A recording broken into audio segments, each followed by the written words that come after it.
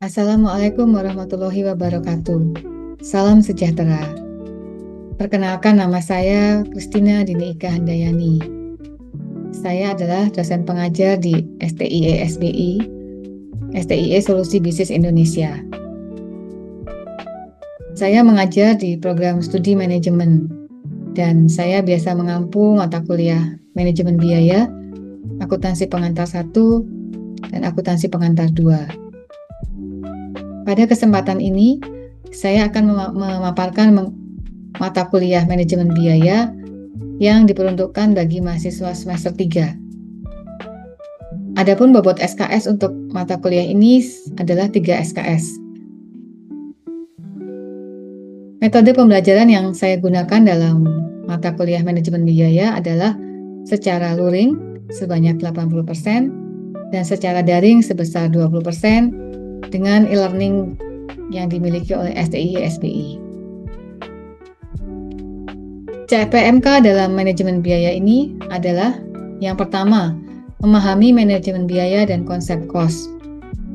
Yang kedua, memahami penentuan cost produk dengan metode harga pokok pesanan.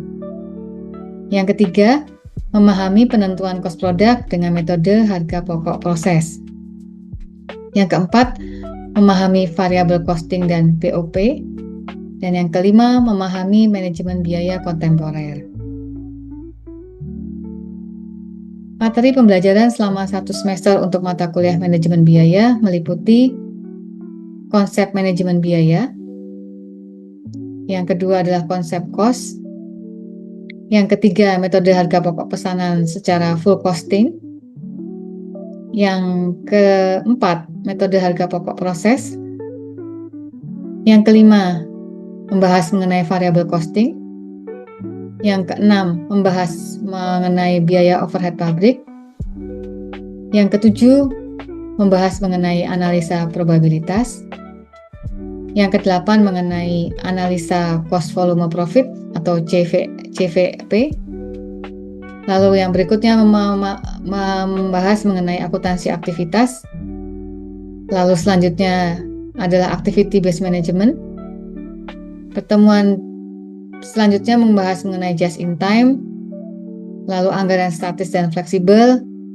Yang berikutnya adalah analisis praktek manajemen biaya.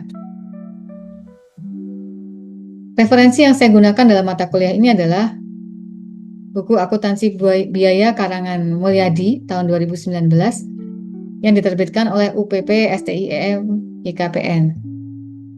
Lalu buku manajemen biaya karangan Doser dan kawan-kawan terbitan tahun 2014 yang diterbitkan oleh Salemba 4. Lalu buku manajemen biaya karangan Supriyono tahun 2015 yang diterbitkan oleh BPFE. Materi yang akan saya bahas dalam video ini adalah just in time. Sub CPMK untuk just in time adalah mahasiswa mampu memahami karakteristik just in time, mampu memahami prinsip just in time, manfaat penggunaan just in time dalam perusahaan, dan juga mampu menghitung persediaan dengan metode just in time. Metode pengajaran yang saya gunakan dalam mata kuliah manajemen biaya adalah DIA atau lebih dikenal dengan Delivery, Interaction, dan Assessment. Pada masing-masing tahap ini, pada fase delivery, saya menjelaskan konsep-konsep utama dari materi dan juga dengan memberikan contoh terhadap topik yang akan dibahas. Saya menyajikan materi dengan jelas dan sistematis sehingga dapat dipahami oleh mahasiswa. Pada fase interaction, saya mendorong mahasiswa untuk bertanya dan juga menjawab pertanyaan sehingga terlibat aktif dalam diskusi yang berkaitan dengan topik. Tujuannya adalah agar mahasiswa bisa memahami lebih baik dari materi yang diajarkan. Tahap yang ketiga adalah fase assessment. Di sini dimaksudkan untuk menilai hasil pembelajaran dan memberikan umpan balik dan refleksi. Pada tahap ini, saya memberikan tugas baik secara individu maupun kelompok, dapat berupa tugas individu atau tugas presentasi kasus-kasus yang ada di dunia nyata.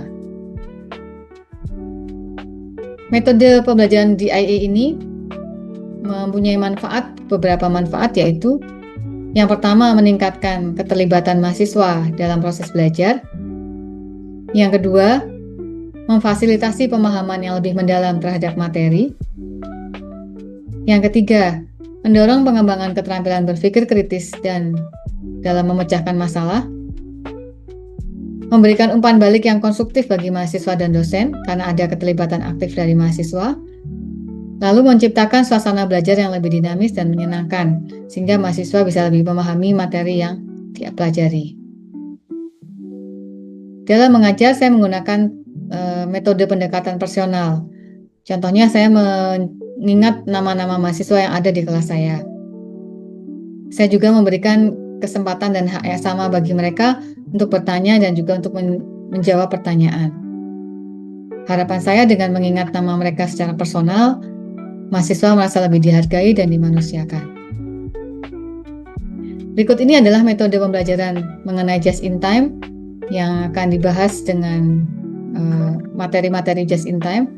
Dan selamat menyaksikan video ini, semoga bermanfaat. Terima kasih. Selamat siang semuanya.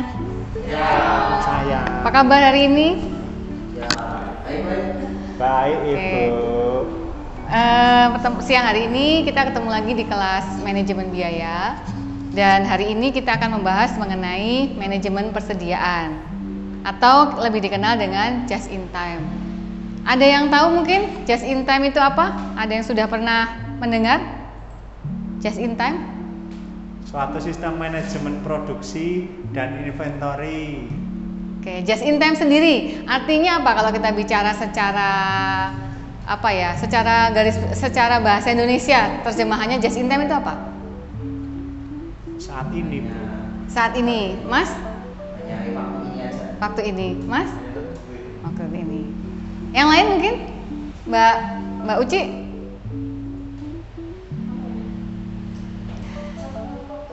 Waktu ini. Yang lain Mbak Dina mungkin? Saat ini, oke.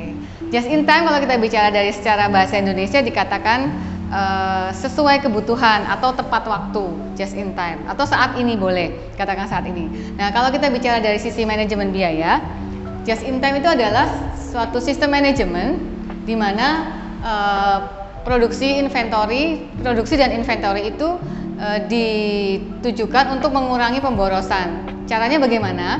Caranya dengan memproduksi barang tepat pada waktunya dan juga sesuai dengan jumlah yang dibutuhkan dan hanya ketika diperlukan.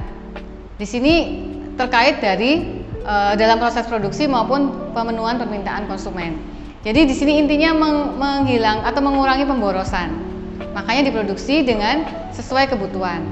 Nah, dalam hal ini definisi just in time itu sendiri ada beberapa definisi menurut beberapa ahli.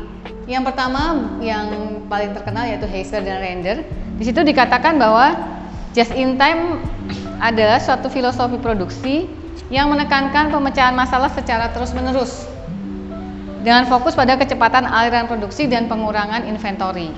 Di sini dikatakan bahwa pemecahan masalah terus-menerus, artinya bahwa perusahaan ingin semakin memaksimalkan proses produksi untuk memenuhi kebutuhan konsumen dengan mempercepat aliran produksi dan pengurangan inventory. Jadi inventory tidak boleh terlalu banyak ada di gudang dan juga kecepatan aliran produksi juga diperhatikan agar bisa memenuhi kebutuhan konsumen dengan tepat waktu. Sedangkan menurut Chase, Jacobs, dan Aquilino, di situ dikatakan just in time merupakan pendekatan manajemen persediaan di mana material tiba saat dibutuhkan dalam proses produksi. Artinya di sini harus ada kerjasama yang baik antara pemasok dengan perusahaan, di mana pemasok bisa menyediakan persediaan tepat pada waktunya ketika dia dibutuhkan dalam proses produksi. Lalu sedangkan menurut APICS Dictionary dikatakan bahwa just in time adalah suatu filosofi produksi yang menghasilkan hanya apa yang dibutuhkan.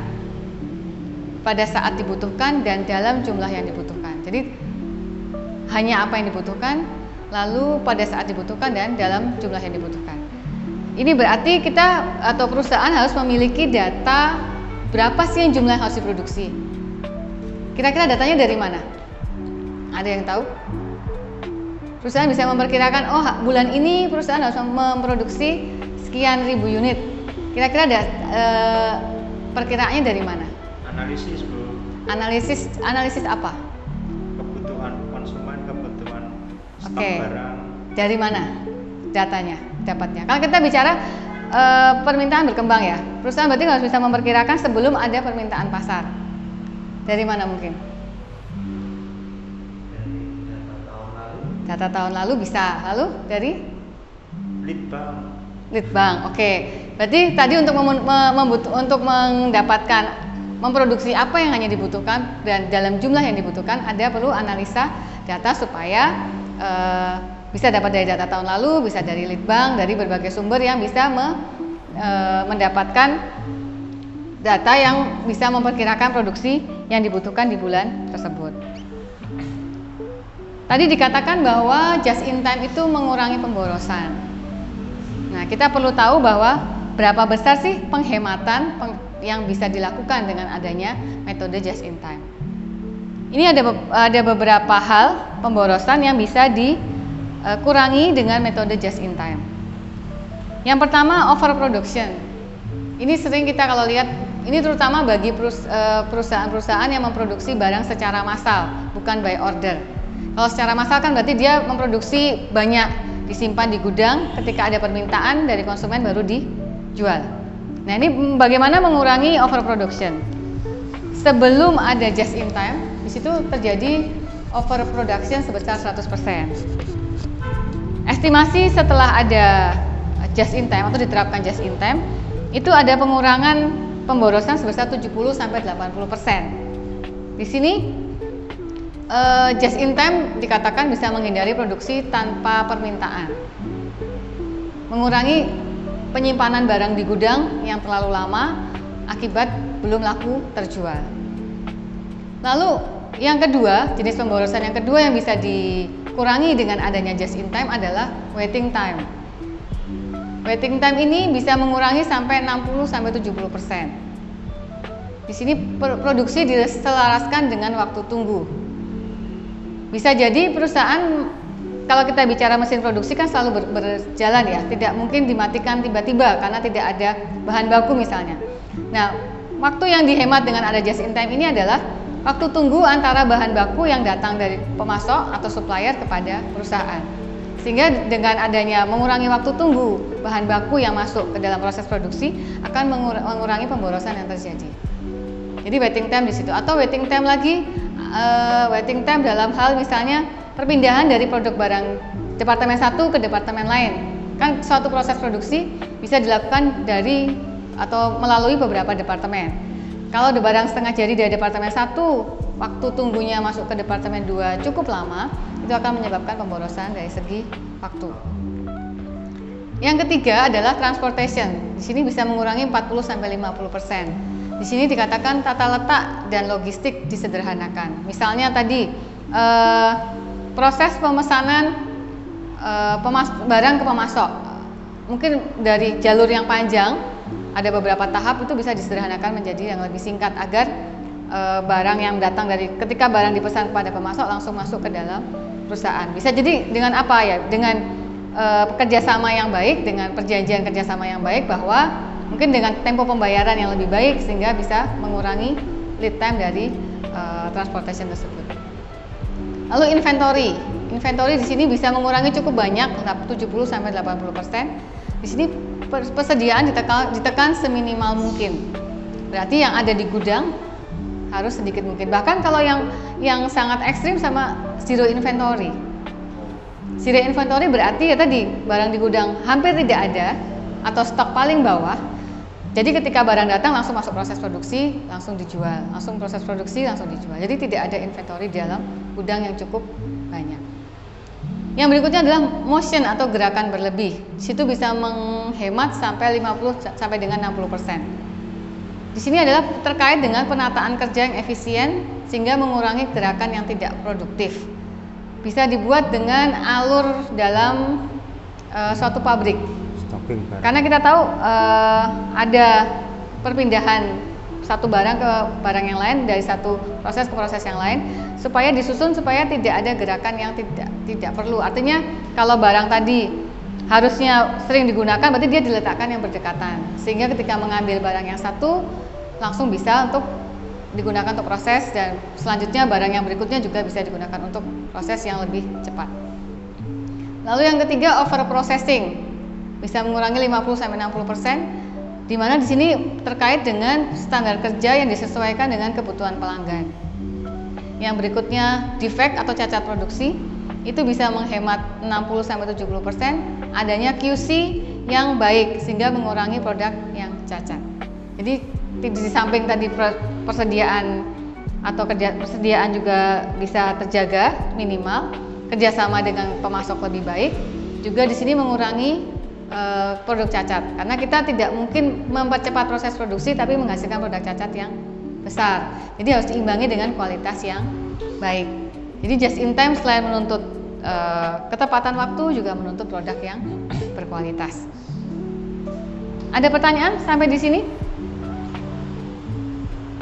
Apa hubungannya Bu, just in time itu di slide sebelumnya Bu? Di slide Maksudnya? sebelumnya Bu. Oke, slide sebelumnya.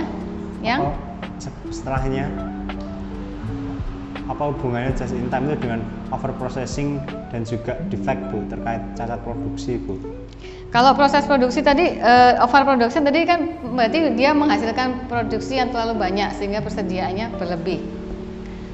Nah, persediaan berlebih itu berarti kan tadi membutuhkan biaya simpan di gudang yang cukup besar. Maka just in time ini bertujuan untuk mengurangi biaya penyimpanan yang cukup besar.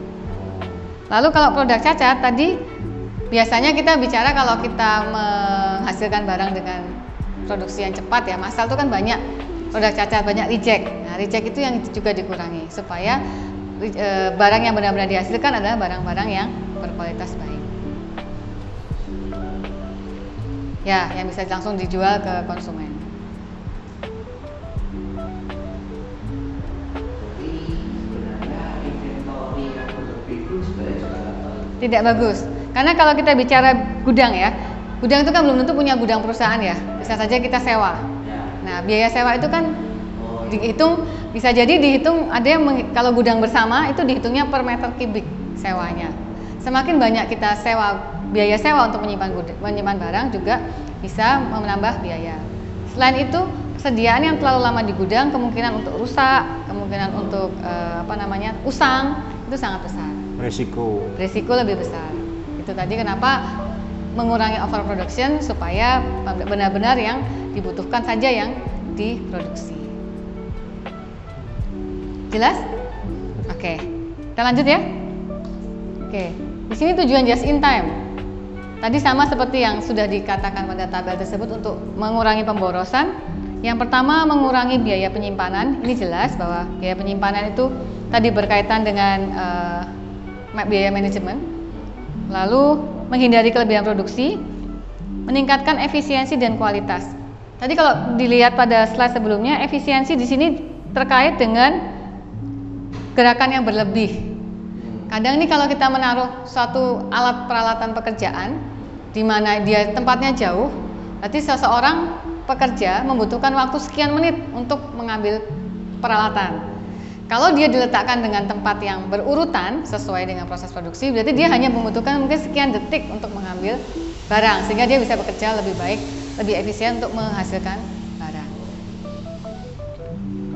Itu tadi meningkatkan efisiensi dan kualitas. Kualitas tadi berarti terkait dengan produk cacat, supaya produk cacat yang dihasilkan tidak banyak.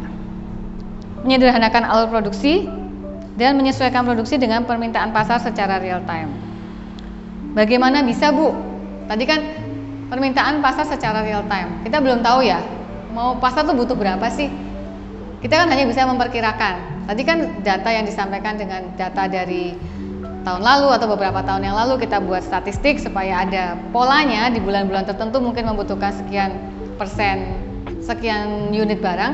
Nah, itu kita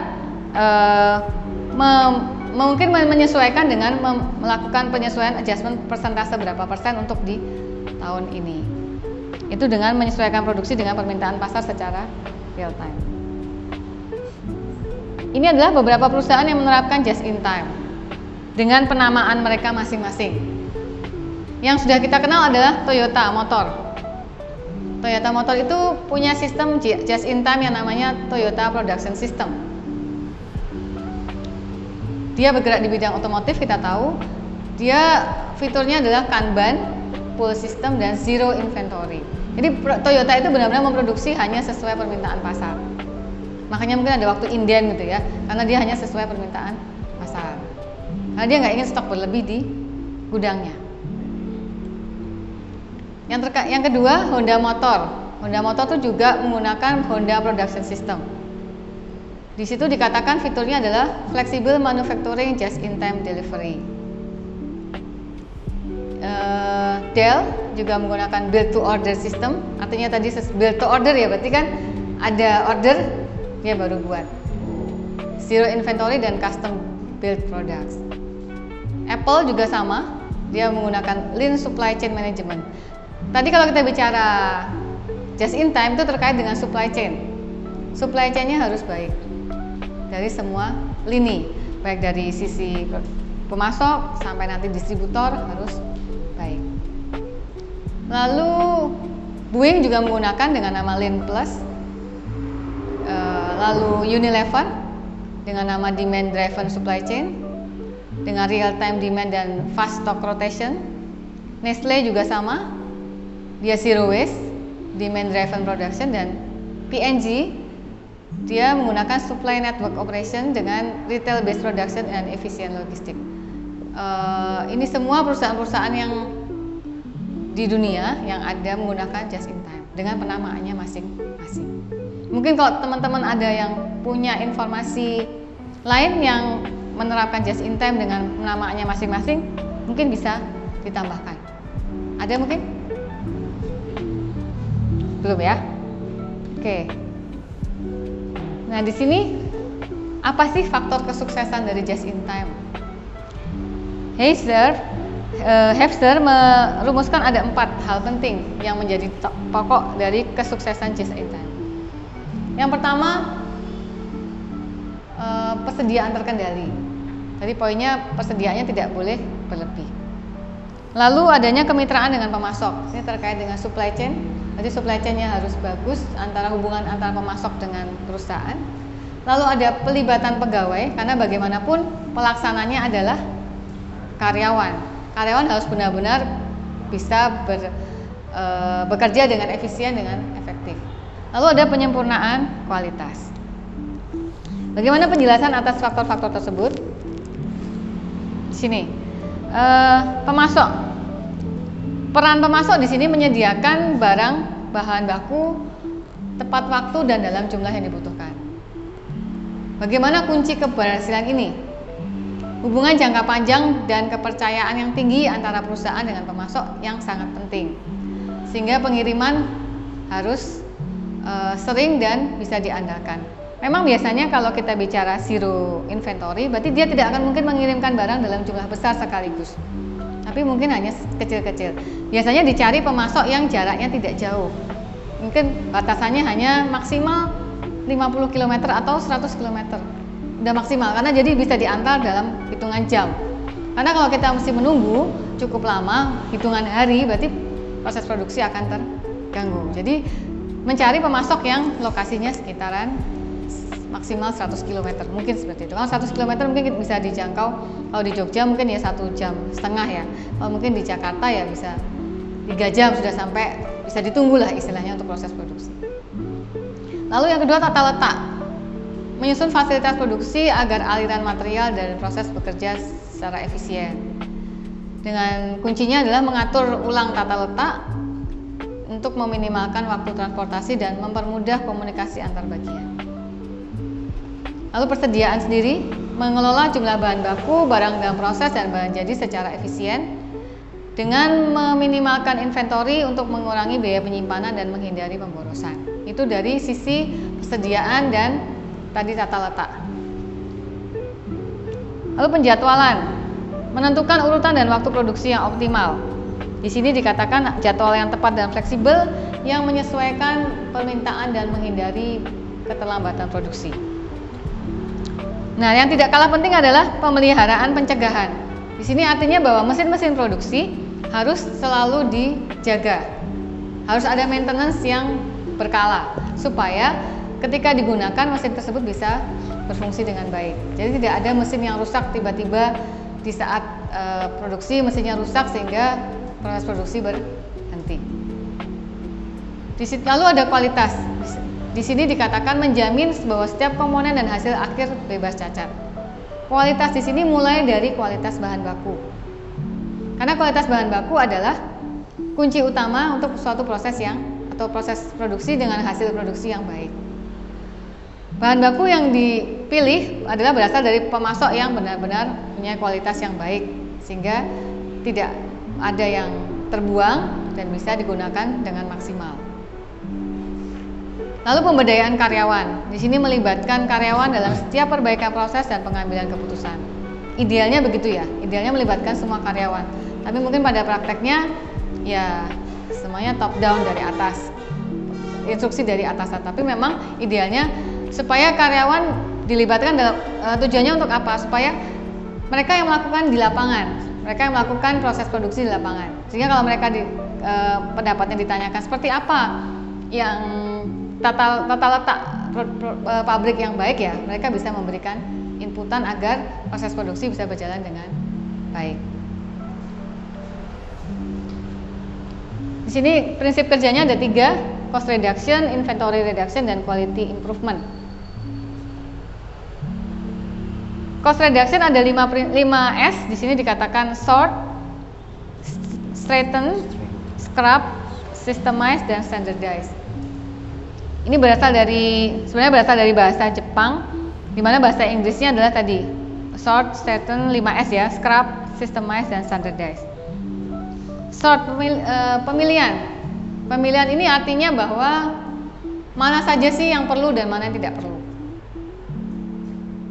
Lalu di situ dikatakan mengurangi juga berbagai hal yang berlebihan.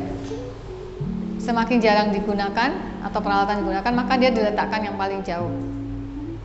Sedangkan untuk pengaturan atau straighten, itu barang atau peralatan yang ada diatur sehingga memudahkan dalam pemakaian dan pencarian.